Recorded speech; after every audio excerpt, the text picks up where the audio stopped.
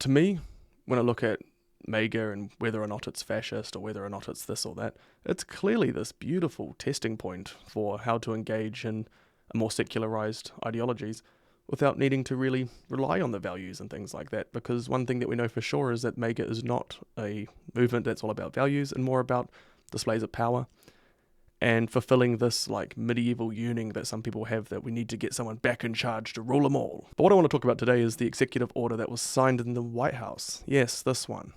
Because regardless if you're a conservative or you're a MAGA supporter, the fact that the White House is signing things like this is concerning because it signals to the rest of the free world that, hey, we're fucking doing it. We're going to designate certain people as terrorists, make it really vague, and have this post-9/11 era on steroids. Not only that, we're going to be really closely affiliated with people like Peter Thiel, who nobody likes, and side with Palantir, almost fulfilling all the things that pre-2015 InfoWars watchers would have been screaming their heads off about. But instead, people like InfoWars watchers and the brand itself were actually the foundations for allowing all of this to happen, which is incredibly ironic. But I'm telling you, Donald Trump is our guest, ladies and gentlemen, for the next 30 minutes or so. This whole media operation that reaches 20 million people a week worldwide, conservatively, self-made. That's why I'm so excited. And he joins us from Trump Tower in New York City. He is the leading 2016 Republican presidential contender, Donald Trump. So this bill signed designates people as terrorists that really aren't. And it makes it pretty vague to the point that, hey, if you are seen as left-wing in general, you're a Democrat and we're coming after you. And while it's true that executive orders don't immediately become laws, the fact that this is the intention is concerning. Now let's say you actually agree with the executive order and you think, you know what, fuck them, they're Democrats, we've got to do this. You have to consider this.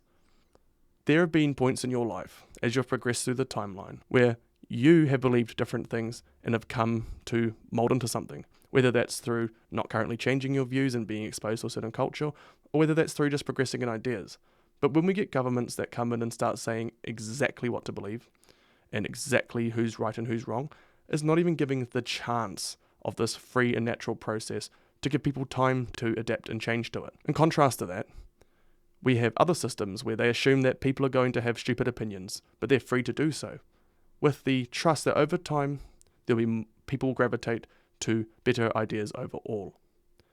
Having the government over in the United States signal this isn't great news for other countries like New Zealand, Australia, Canada, the UK, not because it can directly change our legislation, but it shows that one of the absolute pillars of freedom and one of the absolute pillars of global governance is now deciding, you know what, not only are we going to signal all these authoritarian things all the time, we're actually going to start signing the most dystopian sort of executive orders that blatantly prove that we are coming after freedoms in many other ways. I don't understand why so many people think that Donald Trump is this huge victim, that he's this guy who everyone's been so unfair to, when in reality that's getting a bit old, and we've just seen that this dude is not someone who should be in that position, regardless of what you think politically. MAGA is a cult, but MAGA is also in the modern day and age that can use modern data, modern tools to better stay in power. If you love Donald Trump and you are in the Trumpy sort of cult,